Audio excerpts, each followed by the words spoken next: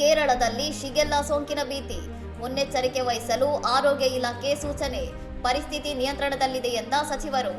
ಕೇರಳದ ಹಲವು ಜಿಲ್ಲೆಗಳಲ್ಲಿ ಶಿಗೆಲ್ಲಾ ಸೋಂಕಿನ ಪ್ರಕರಣಗಳು ವರದಿಯಾಗುತ್ತಿದ್ದು, ರೋಗ ಹರಡುವುದನ್ನು ತಡೆಗಟ್ಟಲು ಆರೋಗ್ಯ ಇಲಾಖೆ ರಾಜ್ಯಾದ್ಯಂತ ಹೈ ಅಲರ್ಟ್ ಘೋಷಿಸಿದೆ. ಕಲುಷಿತ ಆಹಾರ ಮತ್ತು ನೀರಿನ ಮೂಲಕ ಹರಡುವ ಈ ಬ್ಯಾಕ್ಟೀರಿಯಾದ ಸೋಂಕಿನಿಂದಾಗಿ ಈಗಾಗಲೇ ಒಂದು ಮಗು ಮೃತಪಟ್ಟಿದ್ದು, ವಯನಾಡ್ ಸೇರಿದಂತೆ ವಿವಿಧೆಡೆ ವಿದ್ಯಾರ್ಥಿಗಳಲ್ಲಿ ಸೋಂಕು ಪತ್ತೆಯಾಗಿದೆ.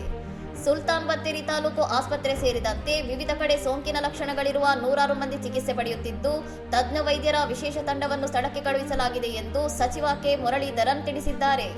ಸೋಂಕಿತರಿಗೆ ಚಿಕಿತ್ಸೆ ನೀಡಲು ಆಸ್ಪತ್ರೆಗಳಿಗೆ ಅಗತ್ಯ ಸಿದ್ಧತೆಗಳನ್ನು ಮಾಡಿಕೊಳ್ಳಲು ಸೂಚಿಸಲಾಗಿದ್ದು, ಸದ್ಯ ಪರಿಸ್ಥಿತಿ ಸಂಪೂರ್ಣ ನಿಯಂತ್ರಣದಲ್ಲಿದೆ ಎಂದು ಆರೋಗ್ಯ ಇಲಾಖೆ ಸ್ಪಷ್ಟಪಡಿಸಿದೆ.